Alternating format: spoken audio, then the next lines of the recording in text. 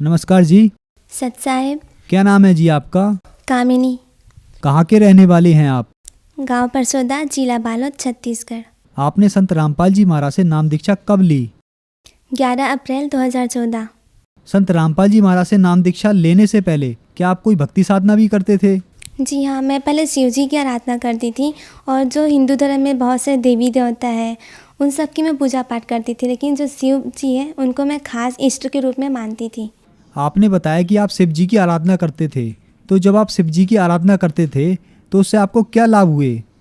जी, लाभ तो वैसे कुछ भी नहीं हुए, बल्कि और नुकसान होता जा रहा था। जैसे कि मुझे पहले प्रेत बाधा शुरू हो गया। ये किस्सा बहुत 1 साल से चलता रहा, मैं किसी को बताती नहीं थी, अंदर ही अंदर घुटती रहती थी। और एक समय ऐसा आया कि मैं बहुत परेशान हो गई थी, मेरे घर वाले परेशान हो रहे थे। वो प्रेत आत्मा मेरे शरीर में प्रवेश करके बहुत आवाज़ करती थी, मेरे घर वालों को बहुत परेशान करके रखती थी।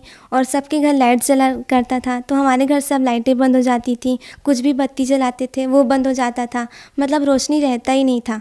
और शारीरिक रूप से भी वो मुझे नुकसान पहुंचाता था। ये पहले 1 साल से चालू हो रहा था, लेकिन उतना ज़्यादा नहीं था। ये लगभग 4 महीने बहुत ज़्यादा मुझे परेशान करने लगा। मेरी फैमिली में जो मेरे चाचा हैं, कि मेरे जो बड़े दादा हैं, उनके बेटे, वो लोग दूसरे गांव में रहते हैं। उन लोग पहले से ही संत रामपाल जी महाराज की शरण में जुड़े हुए थे, वो हम लोग को मालूम नहीं था। तब उन लोग को जब पता चला कि मेरे ही परिवार में कोई गुड़िया जो इस भूत प्रेत की बाधा से परेशान रहती है, तब वो मेरे घर आए और बताया कि संत रामपाल जी महाराज की शरण में जाने के बाद ये पूरी तरह से ठीक हो जाएगी।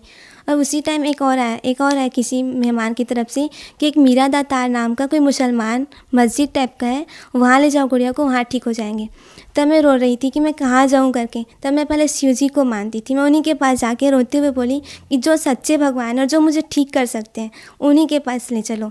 और उसी के जस्ट सेकंड बाद मेरे घर में सत्संग चलाना शुरू हुआ। तो जब मैं सत्संग सुनी थी उस रात को मैं एकदम चैन से सोई। पहले मैं सोती नहीं थी रात में भी। तो फिर उसके बाद सेकंड दिन फिर ऐसे ही सत्संग सुन के अच्छे से सोई। किसका सत्संग चलता था? संत रामपाल जी महाराज का। तो फिर जब तीसरा दिन हुआ, मैं तो सो जाती हूँ करके सो गई मैं, सत्संग उस दिन नहीं सुनी। फिर रात में वही जो किस्सा होता था भूत प्रेत वाला, फिर से चिल्लाना और मारपीट करना और लाइट्स बुझ जाना, लाइट जलता ही नहीं था हमारे घर, ये सब होता था। फिर मेरे चाचा जी है वो गेस किए कि ये संत रामपाल जी महाराज का सत्संग सुनती है, उस दिन तो अच्छे से सोती है और बाकी दिन वे सो नहीं पाती। तो डेली हम लोग सत्संग सुनना स्टार्ट किए। तब हमें ज्ञान हुआ कि ब्रह्मा विष्णु महेश की भक्ति करने वालों को कोई सुख नहीं मिलता। वो लोग हमारी किस्मत से अधिक कुछ दे भी नहीं सकते। वो लोग सच्चे भगवान नहीं हैं, उनसे बड़े कोई और भगवान है।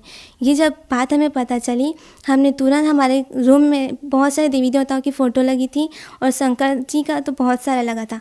सारे फ़ोटोज़ हमने निकाल के अलग से छज्जे पे टांग दिया और उस दिन से हम लोग थोड़ा ठीक रहने लगे। फिर उसके बाद मेरा 10th का एग्ज़ाम चला था, तो मैं बोली पहले एग्ज़ाम दिला लेती हूँ, उसके बाद हम लोग कुछ सोचेंगे करके। तो फिर संत रामपाल जी महाराज का हम सत्संग सुनते सुनते बहुत सारे हमें ज्ञान हुआ कि सबसे बड़े भगवान कोई और है।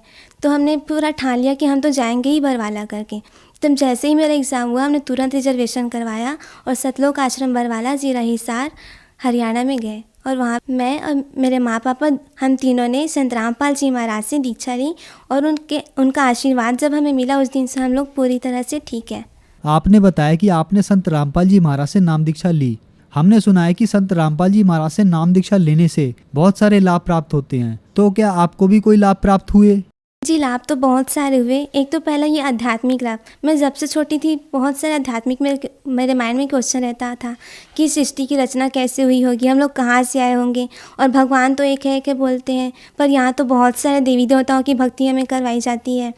तो ये सब जो मेरे मन में शंकाएँ रहती थी, वो संत रामपाल जी महाराज की शरण में जाने से ही क्लियर हुई। और दूसरा लाभ ये कि मुझ में एक शक्ति थी कि अगर कोई मरने वाला रहता था वो मैं जान जाती थी। जैसे कि कोई भी मरता है तो उसके बॉडी से एक स्मेल आता है, वो मैं सूंघ के समझ जाती थी कि वो मरने वाला है, और वही स्मेल मेरे बॉडी से भी आ रहा था। तो ये श्योर था कि मैं तो मरूंगी ही। पर संत रामपाल जी महाराज ने अपना आशीर्वाद पर आज जब मेरे सिर पे रखा, आज तक मुझे कुछ नहीं हुआ, मैं आपके सामने खड़ी हूँ।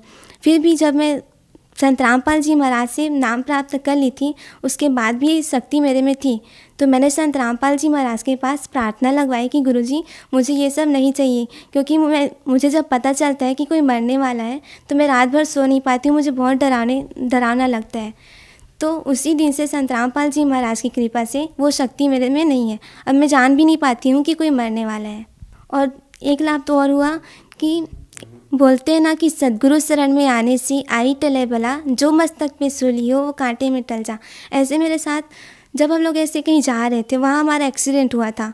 उसमें मैं कहीं अलग गिरी थी, बाइक अलग गिरा था, मेरे साथ जो और 2 लोग थे वो लोग अलग गिरे थे। बहुत दर्दनाक हादसा हुआ था, मैं बेहोश हो चुकी थी। उस टाइम एकदम जितना चोट लगना था, जैसे हम लोग गिरे थे वैसा चोट हमें नहीं लगा, छोटा मोटा चोट लगा जो कुछ ही दिनों में ट्रीटमेंट करके ठीक हो गया। और उस टाइम बहुत लगातार मेरे साथ कुछ ना कुछ हादसा होता रहा। जैसे ही एक्सीडेंट हुआ उसके जस्ट सेकेंड दिन फिर जब मैं घर में आई तो वहाँ से बड़ा सा बर्तन मेरे सिर पे गिर गया जब मैं ज़मीन पे ऐसे लेटी हुई थी। और उसके बाद और क्या हुआ कि मैं सब्ज़ी ऐसी बना रही थी तो मेरा जो छोटा भाई है वो मेरे बगल में एक कढ़ाई पे तेल गरम करके उस पर पापड़ वगैरह फोड़ के अलग से रख दिया। मैं सोची उस कढ़ाई में पानी है, मुझे पानी दिखा हो, तो मेरे हाथ में जो चम्मच था छोटा सा, ऐसे चखने के लिए मैं छोटे चम्मच को निकाल रखी थी। उसको मैं धो रही हूँ करके उस गरम तेल में अपना हाथ पूरा डुबा डाली थी, लेकिन मेरा हाथ कुछ नहीं हुआ। मुझे बस इतना एहसास हुआ कि वो पानी नहीं वो तेल है, तो तुरंत मैं हाथ धो के आ गई और चम्मच को उसी में छोड़ दी थी और फिर से सब्ज़ी को ऐसे ही कुछ करने लग गई। जब मैं अपनी छोटी बहन को बोली कि उस चम्मच को निकाल के अलग से रख दे, वो छोटी बहन सिर्फ 2 उंगलियां बस डाली थी उस चम्मच को डालने के लिए और कराने लगी कि तेल बहुत गर्म है करके, जबकि मैं अपना पूरा हाथ डाली थी, कुछ भी नहीं हुआ मेरे हाथ को। तो ये परमात्मा बार बार मेरी रक्षा करते रहे। जो जन समुदाय आज आपको देख रहा है उनको आप क्या संदेश देना चाहते हैं? मैं अपने सभी भाई बहनों से हाथ जोड़कर प्रार्थना करती हूँ कि आप लोग कम से कम संत रामपाल जी महाराज का सत्संग एक बार जानने के लिए तो सुने कि ऐसा क्या ज्ञान बताते हैं जिससे हज़ारों लोग उनके जेल जाने के बाद भी उनसे जुड़ रहे हैं। और संत रामपाल जी महाराज जो ज्ञान देते हैं वो पूर्णतः अपने शास्त्रों पर आधारित है, कोई मनगढ़ंत बात नहीं है। वो जो भी बात बोलते हैं उसका बहुत सारे प्रमाण हमारे ग्रंथों के हिसाब से देते हैं। इसलिए मैं सबसे प्रार्थना करती हूँ कि एक बार संत रामपाल जी महाराज से नाम दीक्षा लो और अपना कल्याण कराओ। आपकी एज बहुत छोटी लग रही है, लेकिन आपकी बातें सुनकर लग रहा है कि आपको बहुत ज़्यादा ज्ञान प्राप्त हो गया है। ऐसा क्या संत रामपाल जी महाराज ज्ञान देते हैं जो छोटे छोटे बच्चे भी इतनी ज़्यादा ज्ञान की बातें करते हैं? संत रामपाल जी महाराज हमारे जितने भी धर्म ग्रंथ हैं, शास्त्र हैं, उन सबको खोल खोल के दिखाते हैं और हम डेली उनका सत्संग सुनते हैं तो उनका ज्ञान ऐसा है कि डेली सुनने के कारण हमें याद भी हो जाता है और हमें बहुत सारी शिक्षाएं भी मिलती हैं। संत रामपाल जी महाराज जी का सत्संग बहुत सारे टीवी चैनल्स में आता है, उसके नीचे पट्टी चलती है, उस पट्टी पर बहुत सारे नंबर भी रहते हैं, उस नंबर पर हम कॉन्टेक्ट करके उनसे जुड़ सकते हैं। धन्यवाद जी। सत साहेब।